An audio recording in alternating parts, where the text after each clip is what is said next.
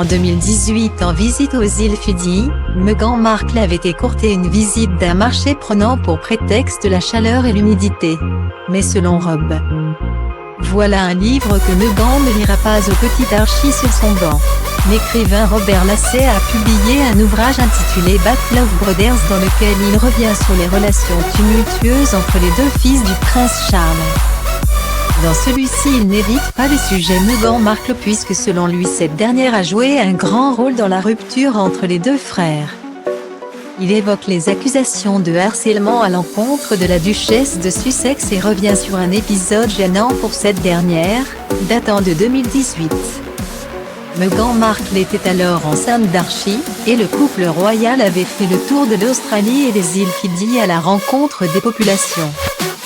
Il avait été prévu que la duchesse s'arrête une vingtaine de minutes à Suva, la capitale pour voir le travail réalisé par Mark Ketford change un programme de ONU Femmes qui se bat pour l'égalité des sexes. Mais la future maman s'était éclipsée à la vitesse de l'éclair laissant les équipes dans l'embarras. Il faisait chaud, humide, beaucoup trop animé et avec beaucoup plus de monde que ce qui était attendu avait justifié à l'époque l'un de ses assistants. Mais une source avait révélé au Times que ce n'était pas la vraie raison de ce départ précipité et que Meghan n'avait accepté la visite sur le marché qu'à la condition qu'il ne soit fait nulle mention d'ONU Femmes. Pourquoi une telle réaction ? Robert Lassay affirme dans Back Love Brothers que Meghan Markle aurait gardé rancune contre ONU Femmes d'un événement antérieur à sa relation avec le prince Harry. En 2015, la maman d'Archie et Lily avait prononcé un discours sur l'égalité des sexes pour ONU Femmes à New York.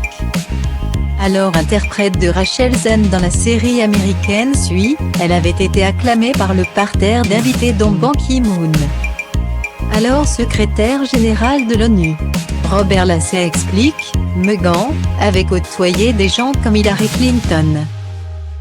Et aurait pu espérer rejoindre la liste distinguée d'ambassadeurs de bonne volonté d'ONU Femmes qui comprenait des célébrités telles que Nicole Kidman et Emma Watson.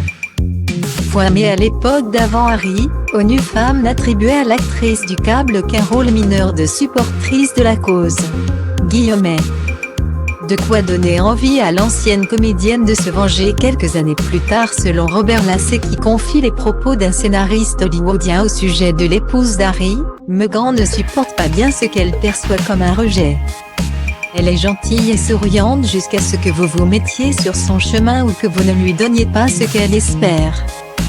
Alors elle peut être sans pitié et alors que Dieu vous aide, voilà ses détracteurs prévenus.